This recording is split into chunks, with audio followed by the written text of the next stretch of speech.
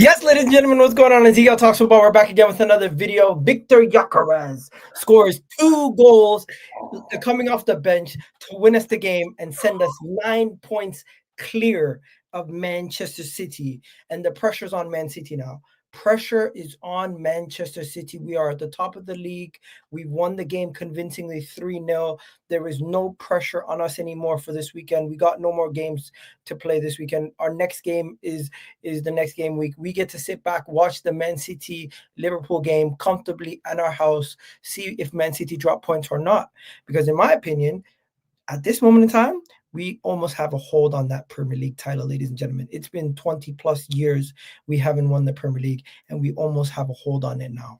Now, getting back to this game, we're going to break it all down. But before we go any further, I just thought the first half, I thought it was hot and cold. I don't know about you, bro. We're going to get into it and break it down a little bit deeper. But I thought starting off, we almost conceded. Thankfully, Havertz blocked that shot, and we didn't concede the early goal, because when we concede early, it's always an ugly game. And then I thought we were going into the game. We had a chance with Declan Rice. Zubimendi ended up scoring a wonderful goal from outside the box, and this is what I wanted. I wanted us to take more shots from outside the box. Long-range shots seems to be going in a lot more often, especially against teams that are going to be defending more in those games. So we need to take more pop shots. Zubimendi off the post and in, and that was beautiful to see. And then the rest of that first half was very interesting, because if it wasn't for Jesus being offside, that would have been a penalty, and then that would have been potentially another goal there. And then Havertz, just before the half ended, he had a beautiful chance to bury the second goal. Couldn't do it. We go into the second half, and I'm saying to myself, you know what I'm saying, bro?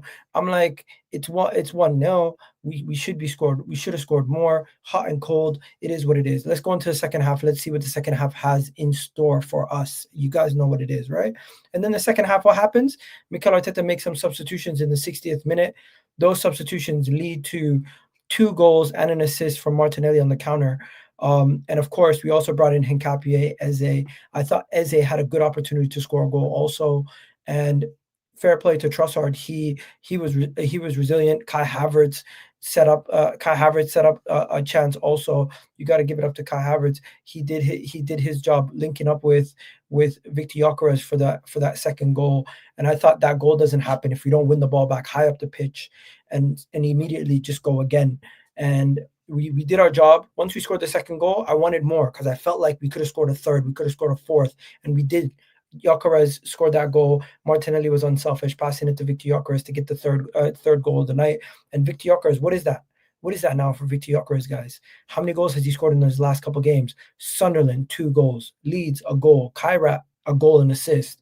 Inter, a goal. Chelsea, 2 goals and an assist. He has been cooking since the start of January, and that's just a couple games. And if I that's all he's done since the start of January. That is a lot.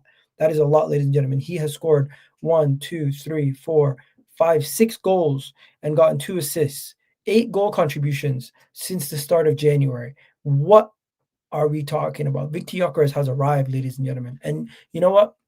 There's so many other things to talk about, but I'm going to leave it to you, bro. What you saying, my brother?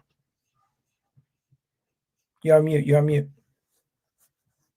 Sorry, bro. Yeah, no, my son just came in and threw me off. Yeah, man, dude. Look, 7 goals in the last 2 games. What can you ask? What more can you ask for? 6 goals. No, we scored. No, Gyokeres. I'm talking about Leeds. I'm saying the team as in general. I mean, Gyokeres. I'll come to Gyokeres. I'm saying the team in general is what 4 goals against Leeds and 3 goals against Sunderland. And I know the narrative now will be, oh, it's only Sunderland, but I don't care. I've heard it all. Right now, we're number 2 from open play goals, but nobody's going to talk about it. 9 points ahead, and that's all that I care about. At the end of the day, the most important thing is we find ways to win. That's it. We find ways to win, and once we keep doing that, we put ourselves in a good position. We put ourselves in a very, very solid position. This Arsenal team is difficult to score against. We now have what? I think 4 clean sheets more than the next team, Raya, and that would be Raya's 3rd, I think, or even 4th Golden Glove if he goes on to win it this season. Game week 25, 13 more games, 9 points ahead, take it one game at a time, crush every team that comes. The missed chances are going to happen. For a team that creates a lot of chances, you will miss a lot of chances. This is why Erling Haaland has missed the most big chances and has the most goals. Because people who miss chances means they're creating volume. And if you're creating volume, you're going to miss a lot of them and score a few of them. That's how it works. So yes, we will have a lot of missed chances. So whenever we miss goals, I don't really feel bad about it. I'm just like, all right, it means we're creating. Because what's worse is if we're not creating at all, which means we're not even missing any chances. It could be long range shots, it could be popping it from inside the 6-yard box, it could be corner kicks. At the end of the day, because we create volume, we will miss a lot. So yeah, players will miss chances, players will miss opportunities because there's just so much volume of it in the game that there's no how you can score every single one of them. But I'm glad clean sheets are all I care about, to be honest. Keep a clean sheet, put a goal in the back of the net, get the 3 points, and let's move on. I'm not going to hop on any individual player and be like, oh yeah, this person and that person, because that's what Arsenal fan base does. Every single time we play a game and we win the game, we can't enjoy the game. We have to hear people come and talk about as if they know anything about training or football. They have to come and talk about, oh yeah, Gabriel Jesus didn't turn well, or Gyokeres' second touch. I'm like, what do you know about this thing? Enjoy what your team is giving you. Your team is giving you victory and 3 points every week in, week out. Like this team plays 2 games a week, literally all of January. We've entered into February. We're about to this is going to be the first time we have a week, right? If I'm not mistaken. This is going to be the first time since January that we're having a week to rest. No, we don't have a week. We play midweek, don't we? Oh, yeah, exactly. So, and that's the thing that I don't get. It's like, enjoy the process. Again, it's a team effort. So some people in the team are going to play badly while others carry the weight. You're never going to have a perfect team week in, week out. The same Gabriel Jesus that people want to shit on today was the same Gabriel Jesus that stepped in at Inter Milan. So players will have their time. They will have their games where they are suited for. Kai Havertz did not look the best to me in the first half today, but then coming in with Gyokeres, look at him. All of a sudden, he comes to life. He's passing. To be fair, he did set up Jesus. Yeah, but Jesus was offside. Well, was offside again. The offside, which was a half a yard offside. Jesus gets that penalty. Everybody says, "Oh, that's an amazing play." It's for me. It's people change their opinion like chameleons. Look at the team. Look at what the team has given you. We've played how many games this season? 25 games. We're top of the Premier League table, and we have only lost 3 games in all competitions. In all competitions, we played almost 35 games. We played 8 in the Champions League. We've played how many? I think 4 in the Carabao Cup, and we've played already 1 in the FA Cup, if I'm not mistaken, or is it 2? We've not played any in the. I think we have, yeah. We played in the FA Cup, right? I think we have played 1 in the FA Cup. Yeah, we played against Portsmouth. Yeah, and that's already what 30-something odd games, and we've only lost 3. And you see people trying to shit on this team. So I'm enjoying the ride. I'm enjoying the victory. They've talked a lot of nonsense about Viktor Gyökeres, and I'm just laughing. I'm like, they don't put any context around it. There's only 3 main strikers, and I've been saying this on most streams that I go to. There's only 3 strikers in the Premier League. Out of most teams have 2 strikers. So out of all the 40 different strikers in the Premier League, only 3 have scored more than 15 goals. Only 2 have scored more than 15 goals, and only 3 have scored more than 10 goals. The 2 are Erling Haaland and Igor Thiago. So that's 20 goals and 16 goals. Igor Thiago has 5 penalties in his 16 goals. The only third striker to score 10 goals plus is Ekitike, which after his brace, he was at 8. He's got into 10 now. And these are just pure out strikers. I'm not saying wingers, because I know people are going to bring up Semenyo. But again, if you look at that statistics, that tells you that strikers are struggling in the league. All other teams, their strikers are struggling. So if our striker is struggling, I'm not really asked as much because the rest of the team are contributing, and everybody is just going to write a narrative that is just, unfair. So for me, I'm enjoying the ride. I'm enjoying I'm just enjoying it. Like whatever. Yeah, bro, let me stop you there. Let's move on to some of the key talking points. First things first, Kai Havertz's block early in the game. Thank God. Because if we conceded that early, 1 minute into the game, it would have been a long night, bro. It would have been a long night. What do you think about that? I've always said that this team is not a defensive team, but it's a team that knows how to defend. If you notice, I've always called Arsenal a team that knows how to defend. One of the traits that we see with most of our strikers, our wingers, all the guys who are forward players is they help in defense as well. So yes, it could have been a long night, but that's a coulda, woulda, shoulda. If it happened, it didn't because the players did what they normally do, which is track back to help. Track back to help. The fact that Kai Havertz was the guy in that position says a lot about how this team helps each other out because he knows, okay, well, the guys are pushed onto the halfway line. Now they're countering us in transition. I have to drop back in there, you know. And it wasn't just him. Zubimendi was also running in right behind him there as he was clearing. We're gonna get into Zubimendi. Remember, we don't have too much time today. Next, Zubimendi. Did you think this was worthy of a card? Yellow card. We did see earlier in the day that this was given as a card, and I do think there is slight similarities. One was a red card, one wasn't. Did you think this was deserving of a red card? Because I don't think red. I don't think red. It was given as a yellow. I'll give it as a yellow. Zubimendi was lifting his leg, and it wasn't like he stomped on it. Yeah, he wasn't stomping on it. Zubimendi, they both went for the ball. He was coming onto the ball. Zubimendi was lifting his leg. So for me, it was more of that slight lift of Zubimendi's leg is why this guy got his shin. Because if Zubimendi's leg was on the floor, he probably would have actually stomped maybe right beside him or just off him. I would give that as a yellow. I don't think that was a red. And I'm glad the referee didn't mess up the game, by giving a red. I did think it was a very strong foul. I've seen it given. Yeah, I've seen it given. But this one, Bobby's lucky to get away with it with just a yellow. If I were reffing that game, I'd give him a yellow. I don't think I'd give him a red. I'd just say I would say yellow because it was harsh. But Zubi's leg was coming up off the ground as well. So I have to put that into context because the player is also lifting his leg. It's not like Zubi had his leg planted in the floor and Brobbey went into his leg. If that happened, I'd give a red. But Zubi's leg is coming off the floor and Brobbey's leg is coming to the ground. I mean, they run with their feet. So at this point, it's both of them actually going for the ball. One person is getting off the ground. One person is coming on the ground, which is why he got him up high. So I'd give him a yellow. I'd not give him a red. No. It was a good thing because he didn't get hurt because he then goes and scores, his 5th goal of the season. And boys and girls, it was a distance out. How often do we see Arsenal players taking pop shots from distance? Like, this is what we need to see more often. Look at this, guys. This is what we need more often. More chances from outside the box, please.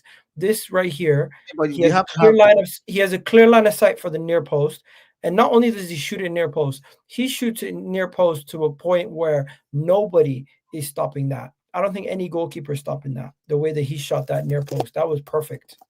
Yeah, I think for me, most importantly, you have to have the ability to be able to shoot from outside. And we saw almost 3 or 4 shots from outside today. We do it. Arsenal do shoot from outside. Declan Rice shoots from the outside. He might not be on target. Today, Declan Rice whizzed past the goalpost a couple of times, if you see it. Zubimendi shoots from Zubimendi's goals this season. I think 2 out of 3 or 3 out of his 5 goals have been shots from outside the box. His volley in the earlier in the season, if you have the ability, then go for it. So again, one of the reasons why we don't pop shots from the outside, you have to remember team seed in the low block, there's always all that ricochet.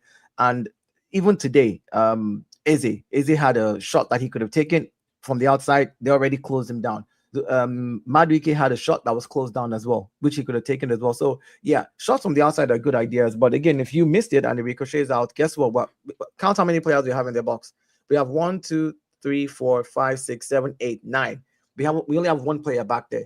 And this Brobbey, this number 9, where he's standing right there, he's a problem. If there's a ricochet and that ball goes out, that guy is a problem. He'll bully any defender. He bullied Saliba today. He got Saliba into a yellow. Eventually, Diarra got Saliba a yellow. So, I think it was a really well-taken shot from Zubimendi. Good goal. Unless you're Zubi or you're Declan and you have the ability, let's not risk it. Bro, I didn't think David Raya was himself today. He was bobbling the ball a little bit left, right, and center. Like maybe it was the physicality of the other team, but it was nice to score a goal from any means necessary. Like at this point, you just need to score a goal, right? Yeah, we're game week 25, bro. I think people don't understand. We've literally gotten to like 3/4 of the season. There's like a quarter of the season left to go. It's been a lot of games. At this rate, Arsenal will be playing 65 games this season. That's a lot of games. And if people understand how tiring that is, you play today, you rest tomorrow, you train the day after, you come back in and play again, and then you rest, and then you do strategy. It's crazy. So it's a lot of volume, and players will have these type of games. Let's move on to the next one. Offside, Jesus. You can see here he's offside. Havertz plays him through by an inch. Let me show you how little it was. This was how little the distance was. I know his whole body's pretty much out, but yeah, the final decision was that he's Yeah. offside. His feet. If he had stood straight, he would have been onside because the Sunderland player, the Sunderland player had the feet over the line. You see, Jesus is standing both feet behind the line and leaning, and it's that lean that is offside. I was just like, oh, that's tight, that's tight. But yeah, Regardless, if he was in our own half, even if the defender wasn't there, it wouldn't have been offside. But you know how it is, man. The rules are rules. That halfway line, he should have just held his run, stayed no, behind the but line. again, his both his feet. And look at the feet. I thought they would. Well, again, they're using his shoulder because you can play the ball with your shoulder. So I fair enough, I get that. Which is why for me, like this whole offside rule, I think it should be about your feet. They should just draw it to the feet. I think that's what I would But then propose. less goals, but then more goals will be scored, and it will be terrible for defenders. No, I mean, so is that not what we want? We want more goals, right? He was offside by the rules right now. He was offside. I'm not Yeah, going to he was. He complain. was. He It, was. it is what it is. I thought Havertz had a good chance afterwards. He could have scored also. But going into the second half, I felt like, bro, how many chances do we need to bury the game? And then the substitutions Arteta made, very effective substitutions. Yeah. I felt like You all the players he brought on made a little bit of difference. But before we talk about that, I thought Madueke, who started, was quite poor today. Didn't really put his imprint on the game like he has in the past. I thought Madueke wasn't his best today. Yeah, players are going to have games like this where they're not purring on all cylinders, and it's on the manager to be able to manage that whole process and bring in the right players to actually be able to get the job done. We have a squad to do this. Some of these players are not going to be purring 24 hours, 7 days. We've seen games where Madueke comes in the Champions League and Madueke is firing on all cylinders, and we're all screaming Madueke. Today against Sunderland, he may not have purred, and he'll realize where he's made his mistake, go back and watch the video, see where he's not doing enough, and in the next game, probably just make those amends. I'm happy that we have people on the bench. We can bring in a Martinelli on the right and still leave Trossard on the left. We can swap around and bring in a Norgard and move Eze to the left and move Martinelli back. We can do all of these great things with these players. So for me, Madueke's play today, not up to par, but I always fall back to one thing. It's a team sport. And because it's a team sport, the team carries you when you're weak. And that's the one thing this Arsenal team does very well. So, yeah. Before we go on to Gyökeres, did you have anything else to mention? So, any other substitutions that you thought were good? What did you think about Jesus's performance? I thought Havertz was great. You want to spend a second on Havertz? I think Havertz did well when Gyokeres came in. I was a little iffy about his him starting because again, these players are just come back from injury, and I know that they'll have good games and bad games, off and on until they get to full fitness. You'll need at least 10 games to get them to full fitness, and I'm talking 10 90-minute games. So all of these 45 minutes, 60 minutes are good, but you'll still not see the full fitness of that player. I think a lot of times fans remember them from who they were and try to expect them to perform at that level immediately right now. I don't. I'm just like, you know what? Give me your best right now. Go get a rest. Come back again in the next game. Yeah, give me your best while you're on the pitch. And he did that. When Gyokeres came in, we saw the best of. We saw Kai Havertz, and we saw like what him and Gyokeres can do together. Gabby Jesus being the nuisance that he always is on the pitch. I'm glad to have him back. And I'm happy for what he did. So yeah. Calafiori just came back from injury. Also, I'm not gonna mark him down for negative grades. I thought Havertz was good. I thought Nani Madueke was poor. I could agree that the other gentleman was also quite poor, Calafiori, but I'm not gonna mark him down yet because he just came back from injury, right? Like it's not that serious. We'll talk about it during the player ratings. Gyokeres, he's on fire, bro. He's on fire. 8 goals, 2 assists. Sorry, 6 goals, 2 assists, 8 goal contributions since the start of the new year. He's been on fire. What are we saying? Yeah, I think he's beginning to warm up and he's getting to become the Havertz that we know. Like again, we're now seeing. I said Havertz, the Gyokeres that we saw in Porto. Again, because the league is a league where this season we've seen that teams have learned how to defend even way better. So there's no spacing behind to run. But when you see spacing behind, like what he and Martinelli had today, you can see how dangerous Gyokeres could be. And then, like again, his position in the box with the crossing, even though his first touch was heavy, he's able to out-muscle defenders and get to the ball first, slips and shoots it. Really hard shot. He knows where the goal is, so he knows where to shoot. And I think that he's beginning to become more confident, and we will need him. I mean, he came off the bench to score a brace. Like he must have said to himself, Gabby Jesus, you had your 60 minutes. It's my turn now, And that's a good thing in any squad where you have strikers who are hungry and trying to fight for a position. and knowing fully well that now his position is not guaranteed. He knows this. So for him, it's like, now I've got to take every opportunity. So yes, will I say he's on fire? I'll say no. I say his confidence is up and he's doing what he's supposed to be doing. When I'll say he's on fire is when I see Gyokeres go a run of games of like 8-9 games, scoring in every of those games, even if it's one assist, one goal, an assist, a goal, assist, whatever it is. Let me stop you. His last 1, 2, 3, 4, 5, 6, 7, 8 games. He needs 6 2 more goals. 1 second. Last 8 games, 6 goals, 2 assists. I just said he needs 10 games, so he has 2 more games to prove to me that he's on fire. That's all I'm saying. He does it in 2 more games, I'll call him on fire. Because I'll say this. Yeah. Great substitute appearance with 2 goals. Started off the game versus Leeds, ended up getting his goal, did his job versus Kyra, got his goal and assist. Yeah, I have to say his confidence is up, and I'm really happy for it. Same thing. Yeah. You could tell the way that he was so happy just down there on the ground. Today, his second goal that with Martinelli, as soon as he scored and he fell down onto the ground, he actually did this sliding. He was sliding while he was he fell and did this on the floor. Now, for me, that's a player with his confidence up. I think this comment is important also. The quick passes from the Havertz has definitely benefited the entire team, not just Gyokeres. I thought he's improved a lot. But we're gonna do the player ratings. Before we do that, bro, we gotta speak about one more thing. Is it done, bro? Some people are saying it's done, Some people are saying it's over. Liverpool is gonna beat them. Liverpool is gonna pick up points against them. Liverpool's not gonna let them let them come to their house and beat them. The title race, is it over? Is the title race over? 9 points, guys. It's almost double digits. Is it over? Let me put it this way. The way I kind of look at the table, let me put it this way. Right now, we have 56 points, 25 games. City have played 24 games, 47 points. So now, Igal, let's look at this. City are more in the top 4 race right now against United and Chelsea than they are with chasing us. Now, I'm not saying the league is over, but what I'm saying is the points difference is so large between us and them right now. Whatever they do tomorrow, right? Whatever they do tomorrow, if they win tomorrow, they'll be at 50, right? Guess who's behind them? Aston Villa with 3 points. Guess who they play on the last day of the season? Aston Villa. Remember I said this about I'm not focused on the last day of the season. I want guard of honors. I want you to give me a guard of honors. Hear what I'm saying. I hear you. The guard of honor will come before the end of the season. I'm saying that more in the top 4 race. I'm trying to explain to you why City is no longer in the title race. That's what I'm explaining to you. They're no longer in the title race because the people behind them are literally 3 points behind them. 3 points behind them, 3-6. So now you've got United who can actually catch up to Aston Villa or catch up to City.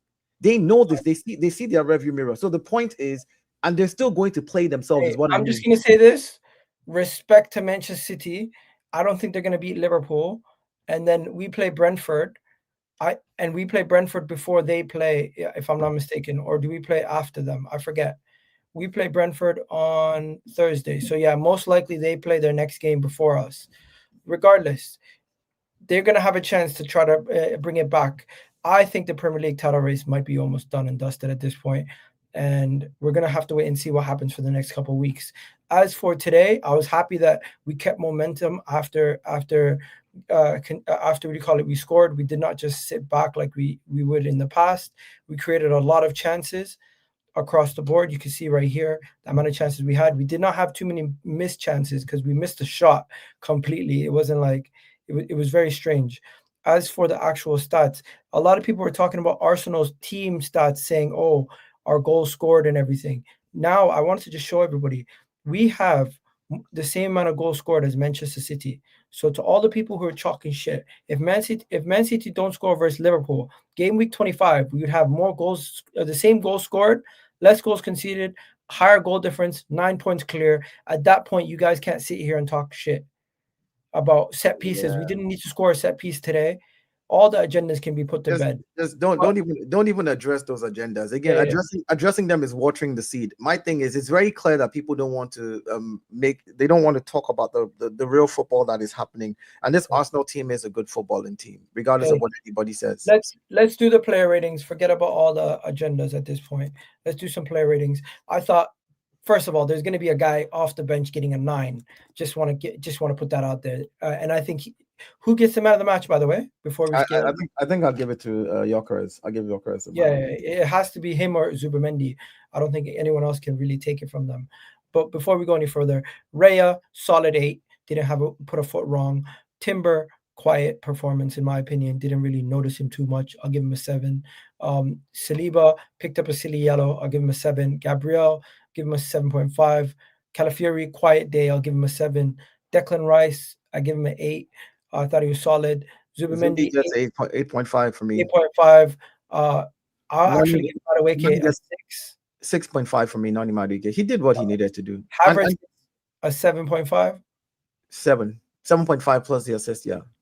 Trossard 7.5. By the way, I hope Trossard is not injured. I did not see. I saw his mouth. Did you read? I know. Did you read his mouth when he walked out? He read his mouth and he said no, just muscle. He says muscle tiredness or something. It was like muscles tired. He literally mouthed just my muscles tired when the guy was. But we'll see what they say. Fatigue. Jesus, him and Madueke both get 6s. Yeah, I think I'll give Gabriel Jesus a 6 as well. Martinelli 7.5. 7.5 with the assist. 9 for Gyokeres. Yep. Yeah. Hincapié, Eze didn't really think they did their job. Eze moved from midfield again to left wing in the middle of the game, and I saw that. And he had a good chance to score a goal too. But not even just a chance. I also saw him track back and help Hincapié out, which is a position that both of them have not played together. I'll just give them all 6s, and Norgard, not enough time. As for Arteta, solid 7 out of 10. A solid 8. You've come back to your home. You scored in total of 7 goals in your last 2 games. You know what? You're right. I mean, like it's again. I think Arsenal fans, we want this team to go in the first half and score in the first 5 minutes, 10 minutes, massacre everybody, play, dribble. No, that's not what it is. He's not the one finishing the dinner. You're right. Yeah. Anyways, we're gonna wrap it up here, bro. You gotta go. I gotta go. Shout out to everyone in the comment section. Hopefully, you guys enjoyed this video. I'll catch you guys in the next one. Please do like the goddamn video. We're so close to winning the Premier League. I might have to start getting a replica Premier League. And don't forget to check out OK Jersey. I'll post some shorts for you guys.